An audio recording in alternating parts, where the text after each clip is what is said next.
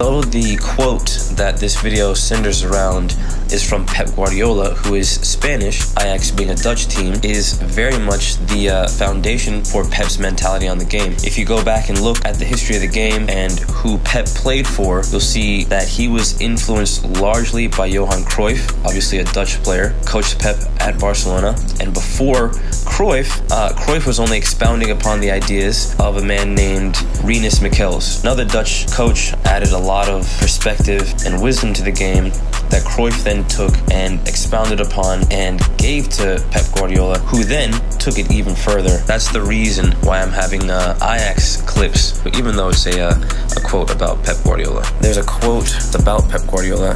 It's from Thierry Henry, in which he says, "One day, Pep Guardiola told me that his biggest success in the first year was not the treble, but sending Pedro and Busquets to the national team. That's success because a coach, above all, is there to educate. It's all there. Did you make a player better, or did you use him to make you better?" And friends, that last part of it is what this next bit is going to focus on. The American club system is in direct opposition with the sentiment of this post. The quote highlights Pep's ability to make players better by truly teaching them and making detailed adjustments that actually improve the functionality of the player. I think the last part, quote, "Did you make the player better, or did you use the player to make you better?" is a powerful question and a condemning one for many clubs, at least many of the clubs here in Austin, Texas. This is due to a fatal design flaw. The flaw is woven into the very thinking that created our club paradigm. The way that most clubs incentivize coaches is by the promise of higher pay. The higher up, or more responsibilities, the more the financial compensation. Seems fair from a sweat equity point of view. However, the conversation we are having is about the mentality of a coach that can develop a player versus the mentality of a coach who wants to climb the ladder. The obvious problem with this model is that it's designed for profit and not designed for performance of the individuals and, by extension, performance of the team. But how does incentivizing a club coach lead to the degradation of the game? Well, it does this at the expense of the kids, who are kids in their formative stages of cognitive development. You played a hell of a game, but you lost. I want you to remember this feeling. Burn this moment into your brains. Forgive the redundancy, but it seems that many people forget that we are dealing with children. There seems to be a commoditization of the kids for profit. The club coaches recognized a simple trend. The more a team wins, the more kids they can recruit to the club. The more kids that come into a club, the more you, the coach, have a perceived value, and the higher up the ranks you go. Until you become a director of coaching at 50 plus years old, burnt out on the game, turning up to training about 3 times each quarter of the year, yet still collecting a 60K plus check. This is an anecdotal example from a dwindling club that I used to coach at called Rangers, but it is easily verifiable. Just go to their training and watch. The same incentive principle works at bigger clubs as well.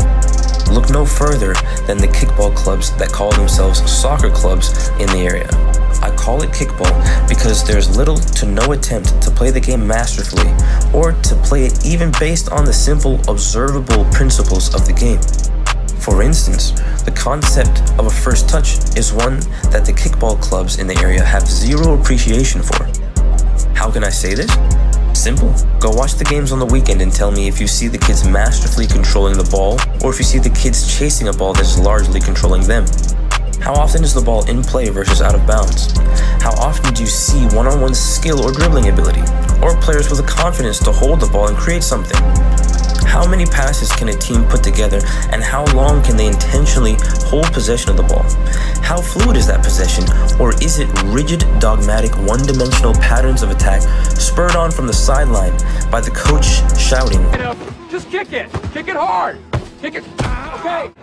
Knock it into dangerous zones, or get it forward, or down the line, or my favorite, not across the middle. How did we get here to this current paradigm of youth soccer? Coaches cut corners in development because manufacturing wins at the youth level is easy, especially if all you do the entire game is shoot the ball forward towards the goal. It would seem that the ugliest and most outdated style of English soccer is the status quo here in 2022. It baffles me how little awareness we have about the game here in America and how that leads to you and your child's exploitation. Yes, I said it. Exploitation. See, your average club coach doesn't have the knowledge or the patience to explain the game to you in the ways that I can. Listen, I claim no high level of intelligence other than that I can recognize quality and the elements that go into replicating that quality. I'm not a genius unless it's genius to follow true genius. I simply listened and researched the game. The thing is, the clubs know that you busy parents won't do the same level of research, and because of this, they are allowed to exploit you. You see your little ones seemingly having fun, winning games, and don't question any further. You don't look any deeper. This is a great disservice to the child in the long run. Let me explain. When a child wins a lot of games locally in a controlled environment where the soccer is generally played as kickball, they begin to believe that they are indeed talented or proficient at playing the game. This is in direct opposition to the reality that they experience when they play true soccer clubs that actually walk the arduous, unappreciated path of true development. It's the rudest of awakenings to reach the college levels and arrive not being able to juggle a ball 50 times or to play with it on both sides of your body fluidly.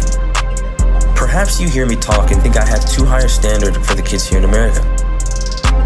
Let us agree then that any concession or excuses we make for American kids do not address the issue at hand and only serve as crutches to support the current and largely failing youth development program here in America. That is to say, I do not rate American kids as any less capable of learning and mastering the beautiful game than any other country on the planet. Let me sum this up. The only difference between America and Brazil when it comes to the game of soccer is the level of care and investment they have in the game. It's simple. When you truly care, you invest, not only with monetary resources, but firstly with time, energy, and attention. When you truly care about the game, then it is a natural consequence to care about how it is played. And in order to affect how the game is played, and thus the country's identity on the world stage, you must care about how you teach the game, i.e. how you develop the individual by teaching him or her both the mental and tactical understanding of the game and the functional technique to accomplish what it is that they want to do in the real game. It's not all gloom and doom though. There are coaches and clubs who do value the beautiful game and hold themselves accountable to make sure that they teach the real game and not a bastardization of it, such as the kickball on display from most youth clubs. If you would like information on those clubs, feel free to contact me. I will shoot you straight. Everything I say about the game, I can point to direct influences and long-spanning epithets of culture that have evolved in this game as verification. I am perpetually a student of the game, and I'm always learning, but I will never accept what 90% of the clubs here in Austin want to pass off as legitimate soccer, and neither should you. There's a better way to do it. We should strive for better, lest we fall prey to the seductive comfort of complacency.